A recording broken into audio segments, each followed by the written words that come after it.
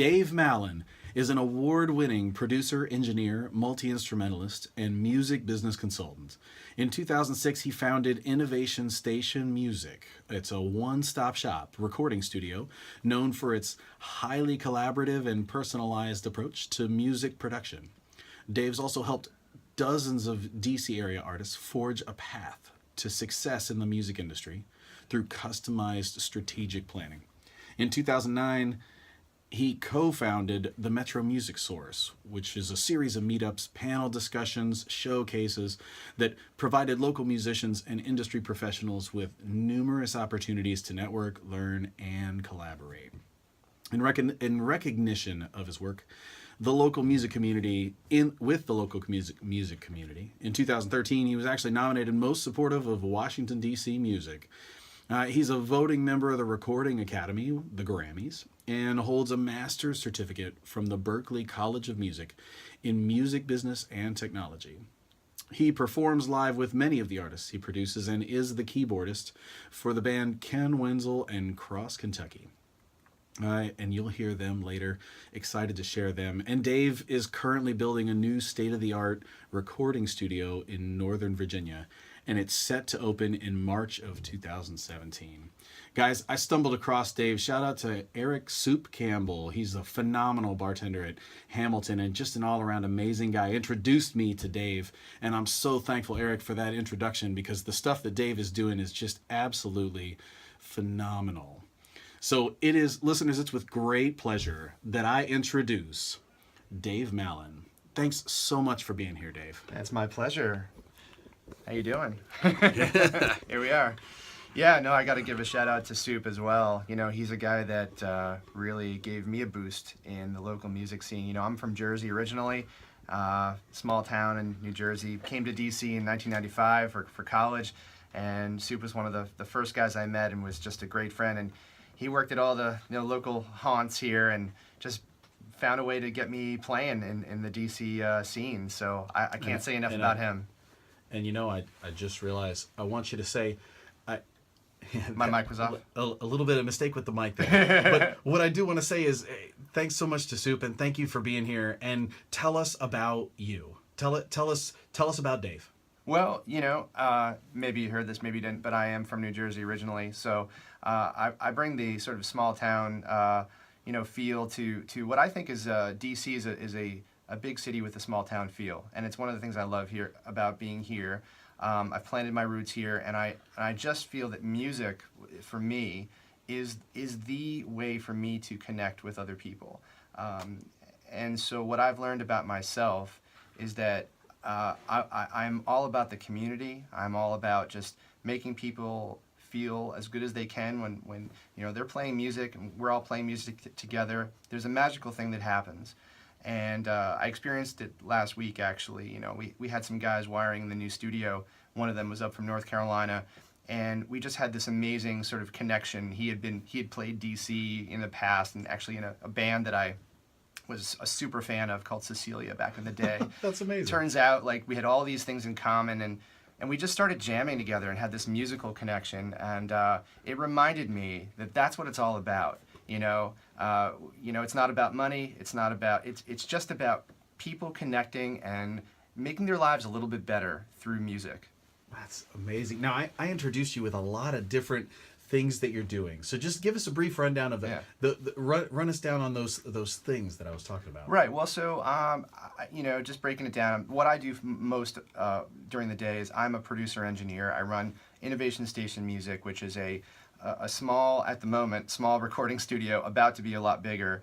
And the idea behind that was really to create a place where musicians could come and feel comfortable to create, collaborate. It's a highly collaborative environment.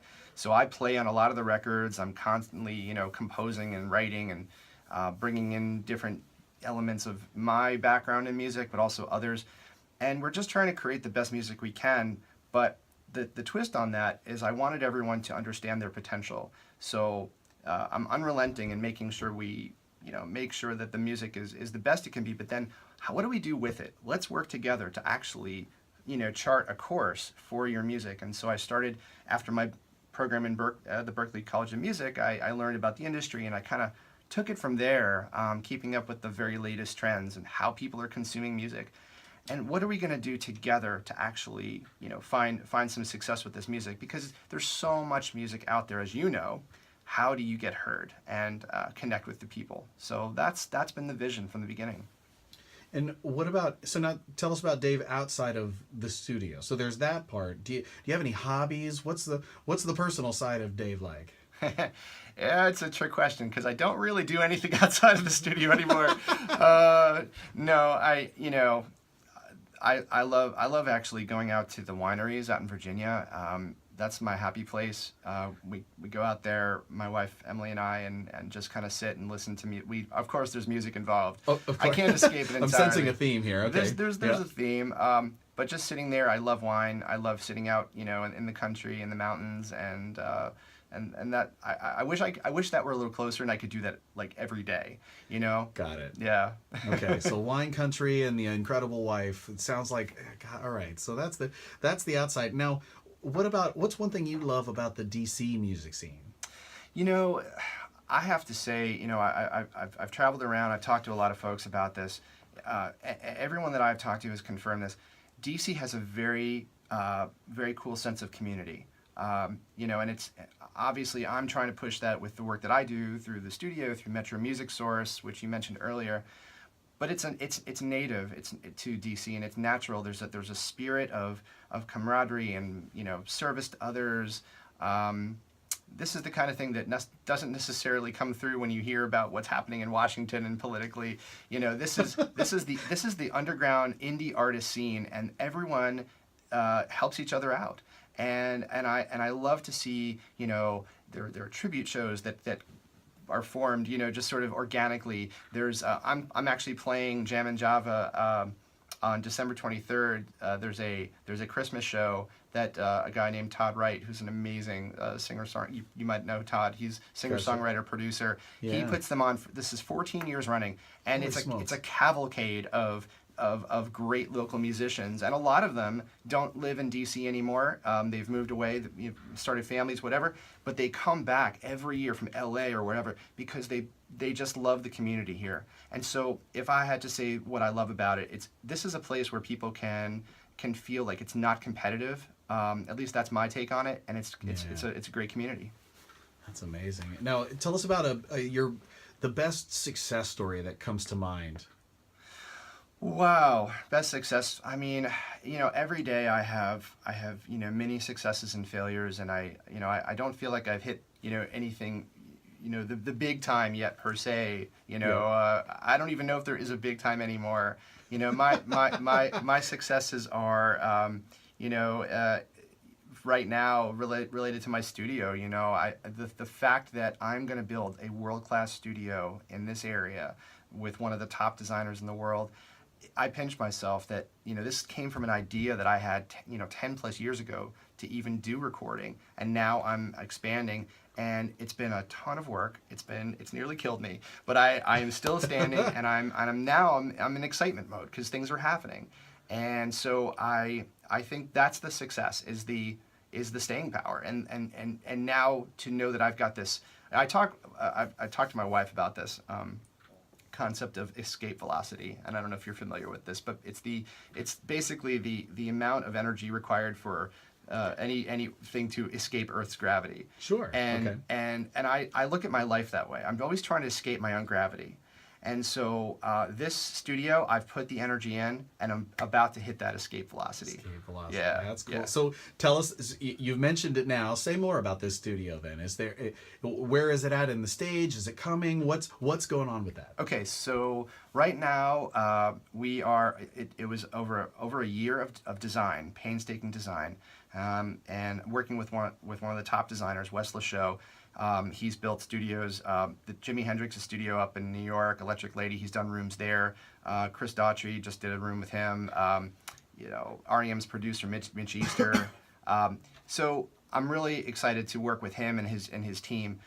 But right now we're in the halfway through the construction phase. So we're looking at about another 3 months, and then a little bit of finalization, and we should be up and running in March.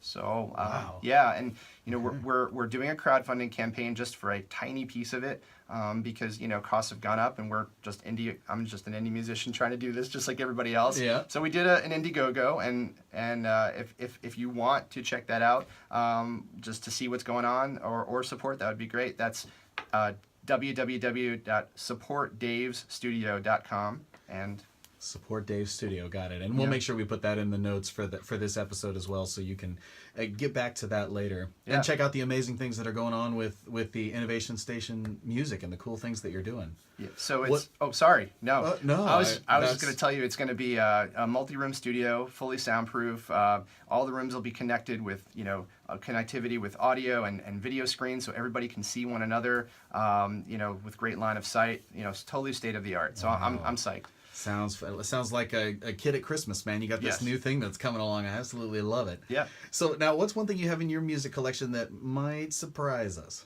Oh goodness. Well,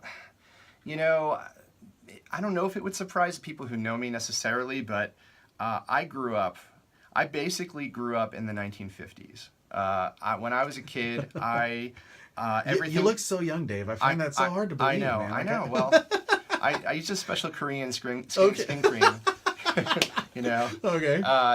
Anyway, I grew up listening to the records that my parents listened to, and I would just sit there and every morning it was like, instead of watching cartoons, I would watch Ed Sullivan broadcasts, that I had recorded on Wow. PBS, and I would Okay. study what they were doing. And so I love 50s rock and roll, Buddy Holly, Chuck Berry, Elvis, all that stuff. Wow. And, of course, people love that, but I literally felt like I was living in that decade, and Wow. it influenced me so heavily. So 1950s rock. I Yes, love it. yes. All right. And the crazy thing about that is there's no new 1950s rock that's going to come out, but that classic stuff is so good.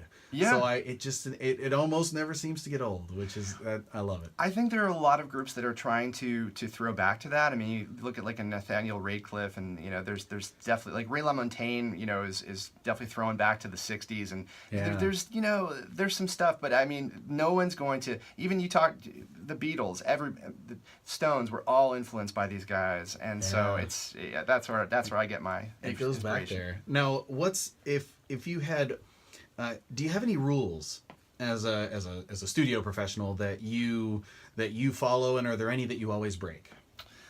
Well, I'll tell you, I run my studio very democratically, and the one rule that I have above all else is to treat everyone with respect and as if they are, and they are truly the most important people to me when they're in the studio or out of the studio. I don't ever want to think, well, this guy doesn't have, quite as much talent as the other guy, so I'm going to give him less. No. I mean, for me, it's everyone gets my absolute best, because you never know. I mean, it's a matter of just respect, but it's also, and you get that back too. I just feel like everyone's got such potential, and I am the guy that wants to see everyone reach their potential. So you treat everyone fairly and democratically in that way, and that's my big rule. Got it. Now, if folks want to find out more about you and the things that you have going on, where can they find you? So my main studio website is innovationstationmusic.com, Okay. and the crowdfunding site, which actually has some great video stuff that I put together, and a lot of content about what we're doing, in going forward. That is supportdavesstudio.com. So between the two of those, you can get a lot of information. On the Innovation Station Music website, you'll be able to hear tracks that I've produced, some of which I don't know if there's any repeats what we're going to hear today, but you can hear a lot more on that site. More of that stuff. Got Yeah. it. And are you a social media guy too? Is there anywhere they find you there? Yep, I'm on Facebook, and just go to Innovation Station Music. You'll find me. Twitter, Got it. I'm Mallen Music at Mallen Music on Twitter.